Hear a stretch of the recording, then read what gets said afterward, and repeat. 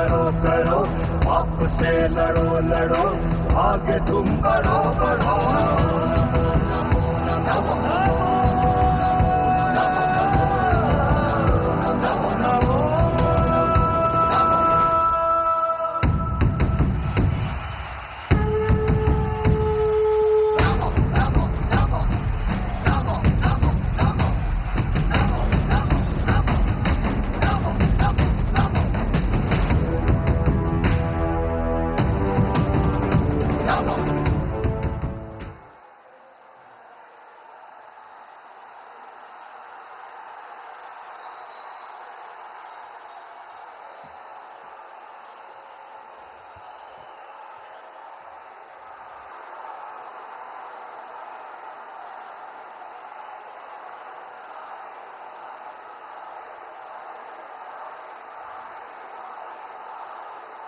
भारत माता की वंदे मातरम। जय श्री राम, जय जय श्री राम। বারাসাত সাংগঠনিক জেলায় ভারতের সবচেয়ে জনপ্রিয় প্রধানমন্ত্রী, আমাদের সবার নয়নমণি যশস্বী প্রধানমন্ত্রীজিকে আমাদের সবার তরফ থেকে কোটি কোটি প্রণাম। আগামী 4 জুন বারাসাত এবং বসিরহাট লোকসভাও মোদি গ্যারান্টির অংশ হতে চলেছে এবং আমরা এক ইতিহাসের সাক্ষী হতে চলেছি। এখন এই মুহূর্তে ভারতবর্ষের সবচেয়ে জনপ্রিয় প্রধানমন্ত্রী এবং ওনাকে সংবর্ধনা দেবেন বারাসাত সাংগঠনিক জেলার সভাপতি মাননীয় শ্রী তরুণ কান্তি ঘোষ মহাশয়। উনি উত্তরে দিয়ে সংবর্ধনা জানাবেন যশস্বী প্রধানমন্ত্রীজিকে।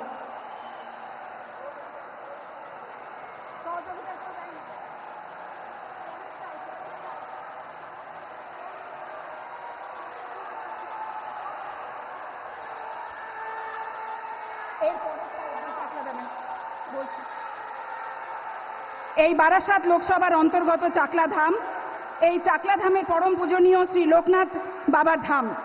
এই ধামের লোকনাথের মূর্তি দিয়ে মাননীয় যশস্বী প্রধানমন্ত্রী নরেন্দ্র মোদীজিকে সংবর্ধনা জানাবেন বারাসাত সাংগঠনিক জেলা সভাপতি শ্রী তরুণ কান্তি ঘোষ মহাশয় এবং উনাকে সহযোগিতা করবেন জেলার সহসভাপতি শ্রী শেখর চ্যাটার্জি মহাশয় এবং তুহিন মণ্ডল মহাশয়।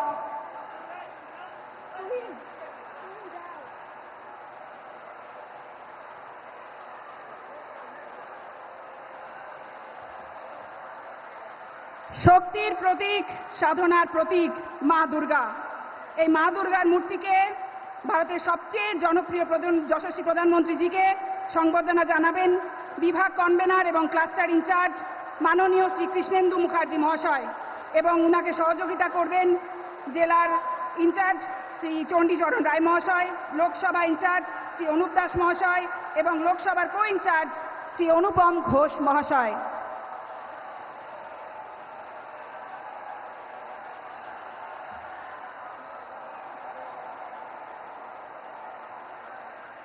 এর পরবর্তীতে প্রধানমন্ত্রীজিকে সংবর্ধনা দেবেন এই বারাসাত লোকসভার প্রার্থী শ্রী স্বপন মজুমদার মহাশয় এবং ওনাকে সহযোগিতা করবেন জেলার সাধারণ সম্পাদকগণ ভাস্বতী সোম মহাশয়া, শ্রী দীপঙ্কর চক্রবর্তী মহাশয়, শ্রী রাজীব পোদ্দার মহাশয় এবং শ্রী সন্দীপ রায় মহাশয়।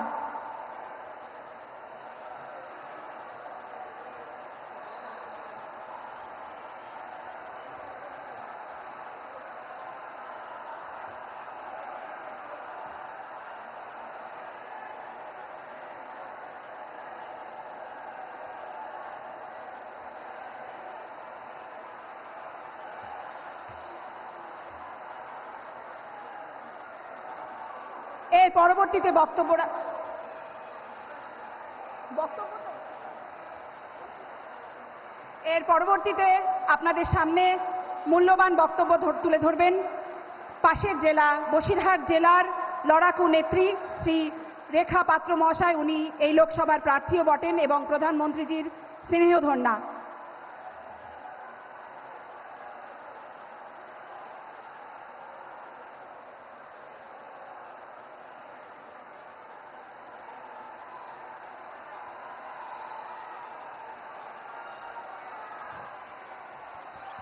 ভারত মাতা কি, ভারত মাতা কি, জয় শ্রীরাম, জয় জয় শ্রীরাম। আজকে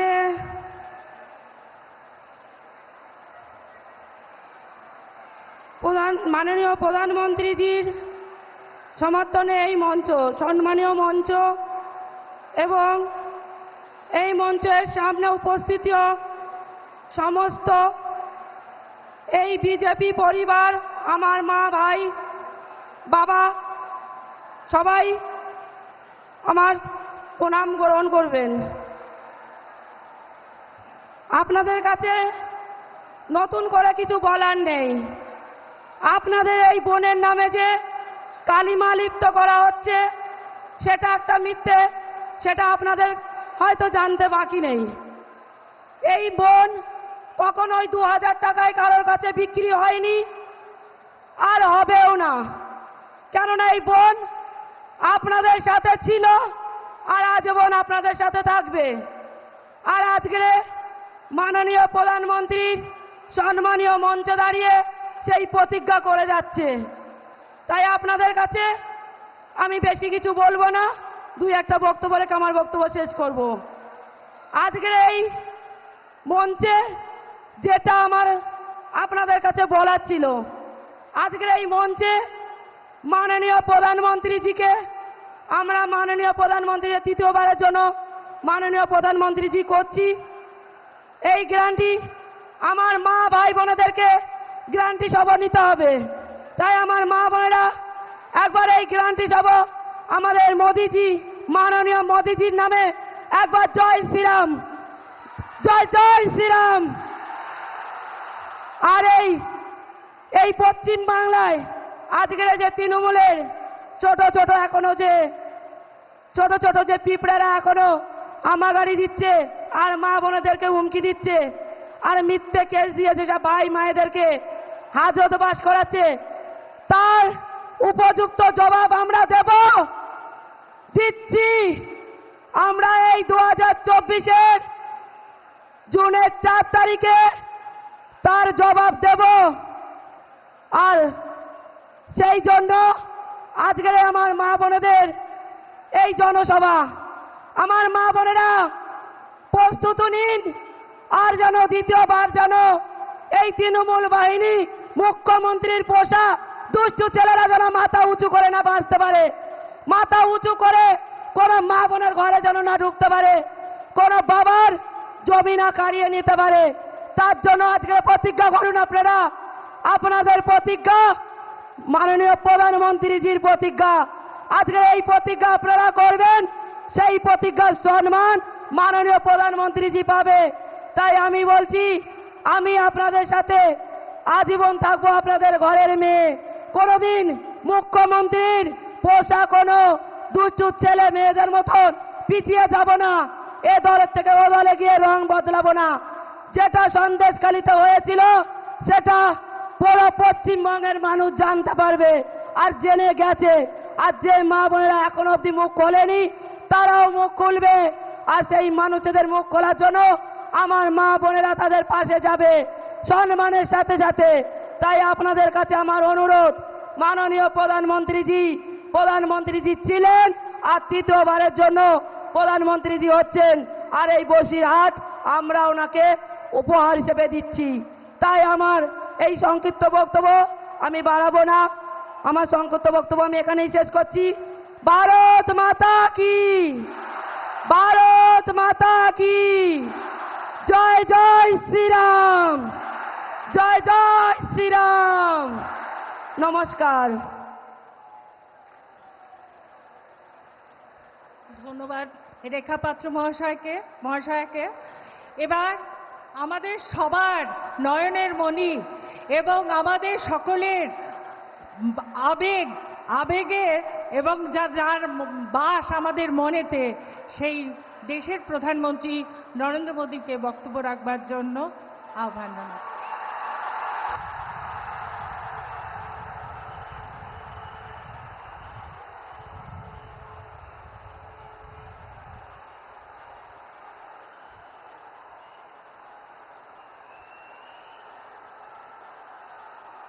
नमस्कार। केमेन आছেন भारतवासी? केमेन आছেন बसीरहाटवासी? আপনাদের সকলকে আমার বিনম্র শ্রদ্ধা প্রণাম আর ভালোবাসা। सबसे पहले तो मैं मां काली को प्रणाम करता हूं। उनके आशीर्वाद से हम सब ने मिलकर साइक्लोन का मुकाबला किया है। साइक्लोन पर लगातार भारत सरकार की नजर थी। मैं भी लगातार संपर्क में था। हमारी एनडीआरएफ और दूसरी टीमों ने अच्छा काम किया है। केंद्र सरकार हर प्रकार से हर संभव मदद राज्य सरकार को दे रही है। भाइयों और बहनों, आज भारत विकसित होने के रास्ते पर चल पड़ा है। इस विकास का सबसे मजबूत पिलर हमारा पूर्वी भारत है। पिछले 10 साल में बीजेपी सरकार ने जितना पूर्वी भारत पर खर्च किया है, उतना पिछले 60-70 साल में नहीं हुआ था।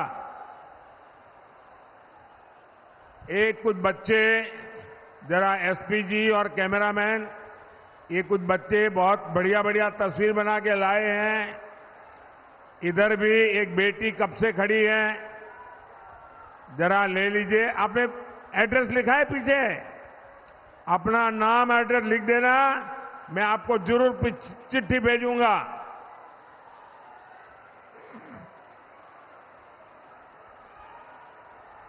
भारत माता की, भारत माता की जय श्री राम, जय श्री राम। आप देखते हैं, जब से आपने मुझे सेवा करने का मौका दिया, हमने रेलवे, एक्सप्रेसवे, वाटरवे, एयरपोर्ट, हर तरह से पूर्वी भारत में कनेक्टिविटी बढ़ाने के लिए काम किया है। कनेक्टिविटी और इंफ्रास्ट्रक्चर पर निवेश पूर्वी भारत में रोजगार और स्वरोजगार के भी नए मौके बना रहा है। साथियों, यहां पश्चिम बंगाल के एक हिस्से में कोयला और दूसरी खनिज संपदा है, तो दूसरी तरफ एक बड़ी कोस्टलाइन है। यहां डायमंड हार्बर जैसा ट्रेडिंग सेंटर है। आजादी के पहले एक समय वो भी था जब बंगाल लाखों देशवासियों को रोजगार देता था। आज बंगाल में ज्यादातर फैक्ट्रियां बंद पड़ी है। यहां से नौजवान पलायन करने के लिए मजबूर है। मैं जरा आपसे पूछना चाहता हूं, ये बंगाल की दुर्दशा हुई है, बंगाल की बर्बादी हुई है, ये हाल किसने किया? मैं आपसे जानना चाहता हूं, ये बर्बादी कौन लाया यहां पर? पहले बंगाल को कांग्रेस ने लूटा, फिर लेफ्ट ने लूटा और अब टीएमसी दोनों हाथों से लूट रही है। कांग्रेस, सीपीएम, टीएमसी तीनों ही पश्चिम बंगाल की गुनहगार है। लोग ये भी जानते हैं कि सीपीएम को दिया हर वोट ये टीएमसी के खाते में जाएगा। ये पर्दे के पीछे टीएमसी और लेफ्ट वो एक ही सिक्के की दो बाजू है।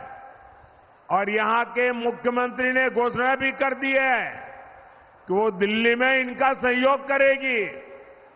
इसलिए अब बंगाल पर्दे के पीछे चलने वाले सारे खेल समझ चुका है और इसलिए पश्चिम बंगाल हर कोने से एक ही आवाज आ रही है, फिर एक बार, फिर एक बार, फिर एक बार, फिर एक बार, आभार एक बार, आभार एक बार, आभार एक बार। भाई और बहनों, 10 साल पहले जब आपने मुझे अवसर दिया था तो मैंने गारंटी दी थी, पूरे देश को गारंटी दी थी, न खाऊंगा न खाने दूंगा। याद है ना? मैंने केंद्रीय स्तर पर 10 साल में एक भी घोटाला नहीं होने दिया। अब मोदी देश को और पश्चिम बंगाल को खास एक और बड़ी गारंटी दे रहा है। मोदी की गारंटी है, पहले मैंने गारंटी दी थी न खाऊंगा न खाने दूंगा। अब मेरी गारंटी है, जिसने खाया है उससे बाहर निकालूंगा और जिसका खाया है उसको मैं लौटाऊंगा। ये मोदी की गारंटी है। टीएमसी के नेताओं के पास भी ये जो नोटों के पहाड़ निकले हैं, एक एक रुपये का हिसाब होगा। जिसका लूटा है उसको वापस कैसे मिले, इसके लिए मैं कानूनी रास्ते बना रहा हूं। अब तक लगभग 17,000 करोड़ रुपया, आंकड़ा याद रखेंगे, जो लोगों से लूटा गया था, ऐसे 17,000 करोड़ रुपया उन लोगों को मैं वापस दे चुका हूं, लौटा चुका हूं। बंगाल में भी आपका लूटा हुआ धन आपको वापस मिले, मैं उसके लिए पूरी कोशिश कर रहा हूं। इंडी वाले गरीब और मध्यम वर्ग की कमाई का एक्सरे करने की बात करते हैं। अब मोदी इन भ्रष्टाचारियों की, काले धन की, गंदी कमाई की, अब मैं उसका एक्सरे निकालूंगा।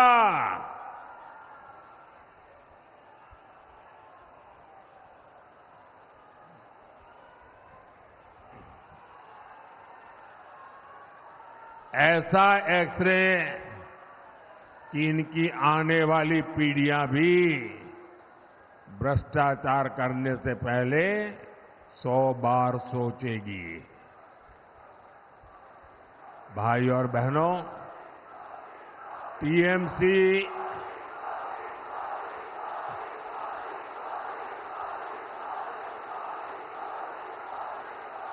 साथियों, आपका ये प्यार, आपका ये उत्साह, आपका ये आशीर्वाद मेरे जिंदगी की बहुत बड़ी ऊर्जा है।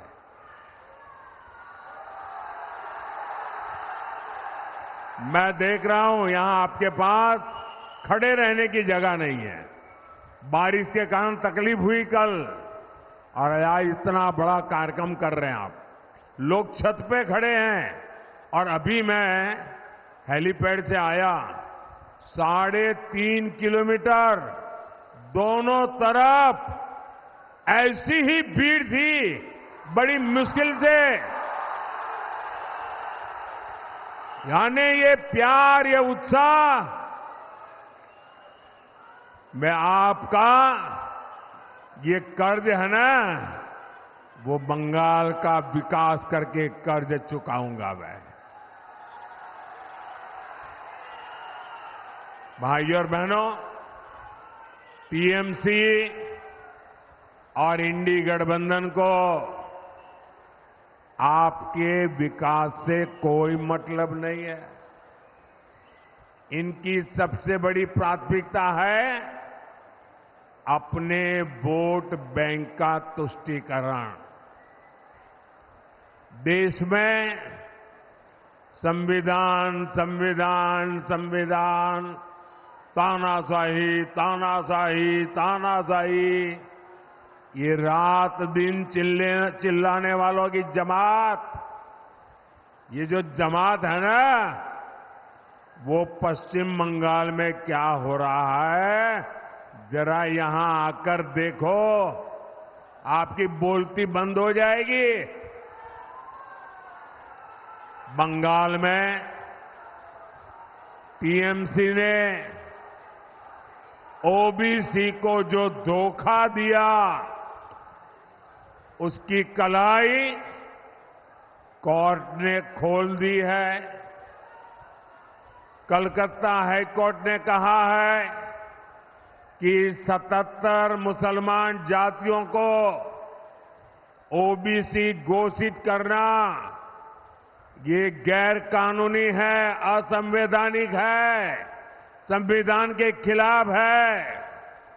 यानी टीएमसी ने लाखों ओबीसी नौजवानों का जो हक मिला था उनको संविधान ने दिया था, बाबा साहब आंबेडकर ने दिया था, देश की पार्लियामेंट ने दिया था, वो ओबीसी का जो हक था, रातों रात ये वोट जिहाद वालों को मदद करने के लिए इन्होंने लूट लिया है। और आप देख रहे हैं कि कोर्ट के इस फैसले का उसके बाद ये टीएमसी की सीएम क्या क्या बोल रही है, उनका क्या रवैया है। मैं तो हैरान हूं। यहां के जजों की नीयत पर सवाल उठाए जा रहे हैं, हमारी न्याय व्यवस्था पर सवाल उठाए जा रहे हैं, हमारी न्यायपालिका पर सवाल उठाए जा रहे हैं। मैं जरा टीएमसी वालों से पूछना चाहता हूं, अब क्या जजों के पीछे भी अपने गुंडे छोड़ दोगे क्या? पूरा देश देख रहा है कि कैसे टीएमसी बंगाल में न्यायपालिका का गला गौंट रही है। साथियों, टीएमसी से सच बर्दाश्त नहीं होता। जो कोई भी टीएमसी के गुनाह सामने लाता है, टीएमसी उनको टारगेट करती है। आपने भी देखा है कि टीएमसी के एमएलए ने साफ साफ कहा कि हिंदुओं को भगीरथी में बहा देंगे। इस पर बंगाल के संतों ने टीएमसी को रिक्वेस्ट की कि जरा आप अपनी गलती सुधार लीजिए, और बड़ी नम्रता से रिक्वेस्ट की। लेकिन टीएमसी ने हमारे संत समाज को ही धनाधन गालियां देना शुरू कर दी। अब रामकृष्ण मिशन, इस्कॉन, भारत सेवाश्रम संघ, ये ऐसी महान संस्थाएं हैं, दुनिया में उनकी प्रतिष्ठा है। उनके संतों को अपमानित करना, भाइयों बहनों, ये सब अपने वोट बैंक को खुश करने के लिए, वोट जिहाद को आगे बढ़ाने के लिए किया जा रहा है। यहां संदेश थाली की बहनों ने इंसाफ मांगा तो टीएमसी ने उनको ही टारगेट कर दिया। बसीरहाट से उम्मीदवार हमारी बहन रेखा पात्रा अभी यहां मंच पर ही है, और क्या बढ़िया भाषण किया उन्होंने। ये मीडिया वालों का ध्यान गया कि नहीं मुझे मालूम नहीं है। टीएमसी के पास एक नेता ऐसा नहीं होगा जो बहन रेखा पात्रा जी जैसा भाषण कर सके। देश देख रहा है कि कैसे एक गरीब की बेटी को बीजेपी ने देश की संसद में सम्मान पूर्वक पहुंचाने के लिए इतना बड़ा कदम उठाया है।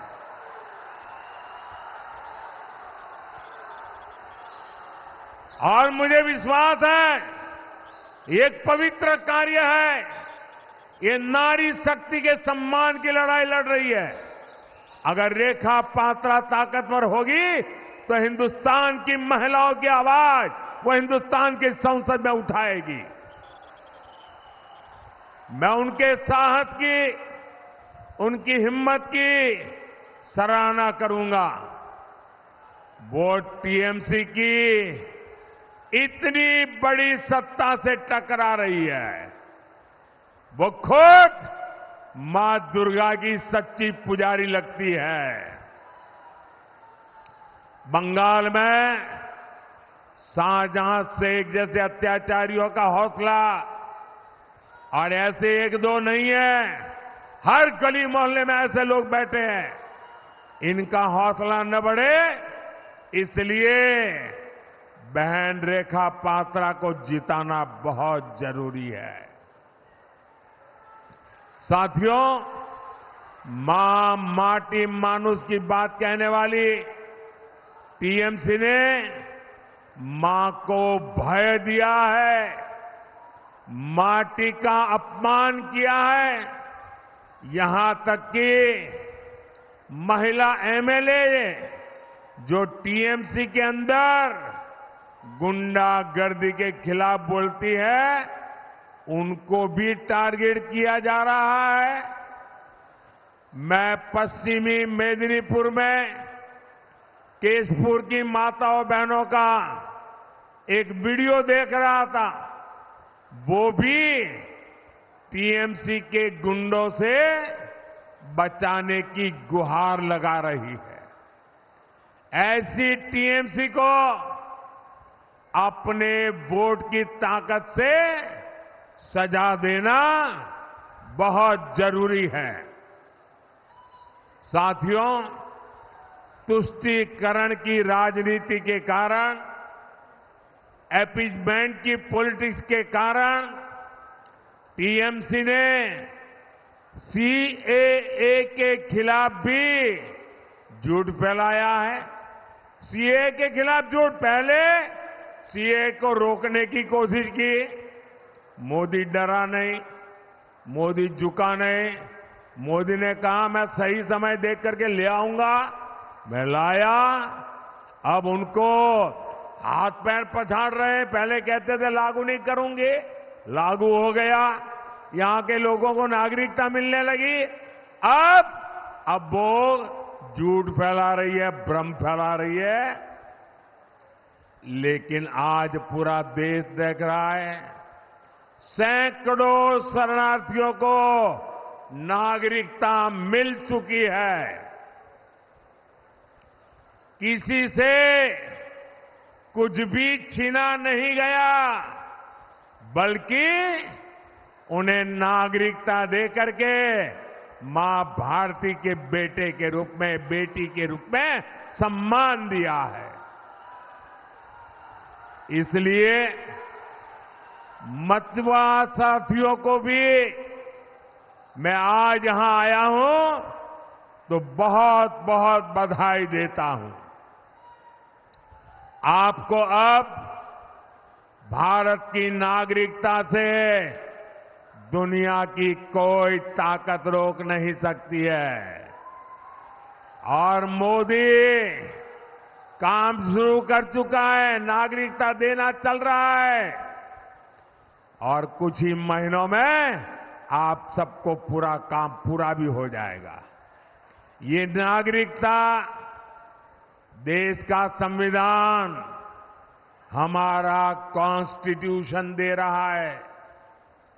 और मैं आपको एक और गारंटी दूंगा, टीएमसी तो क्या, दुनिया की कोई भी ताकत मोदी के एक संकल्प को न हिला सकती है, न डुला सकती है।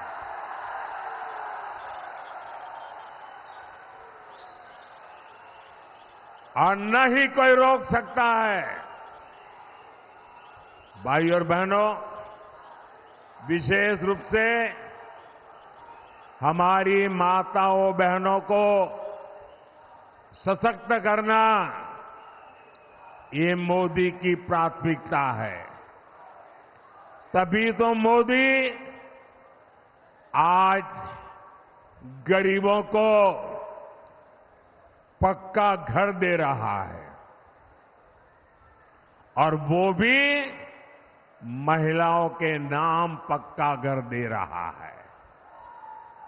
और मोदी सिर्फ 4 दीवारें नहीं देता, जब घर देता है तो घर में टॉयलेट, घर में बिजली, खाना पकाने के लिए सस्ता सिलेंडर, नल से जल, मुफ्त अनाज, मुफ्त इलाज, क्या कुछ नहीं है। जिंदगी जीने के लिए सब कुछ है। और इससे हमारी नारी शक्ति को बहुत मदद मिली है। अब तो माताओं बहनों को चावल की चिंता भी नहीं करनी पड़ती।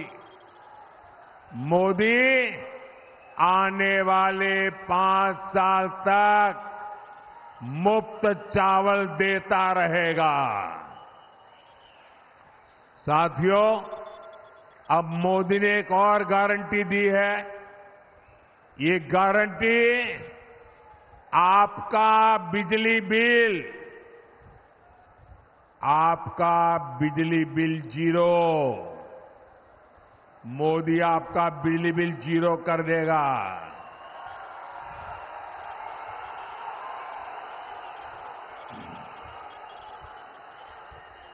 और बिजली बिल जीरो करने के लिए योजना क्या है? पीएम सूर्य घर मुफ्त बिजली योजना शुरू की गई है। इसमें अप्लाई करने वाले परिवार को अपने छत पर सोलर पैनल लगाने के लिए मोदी सरकार 75,000 रुपया देगी।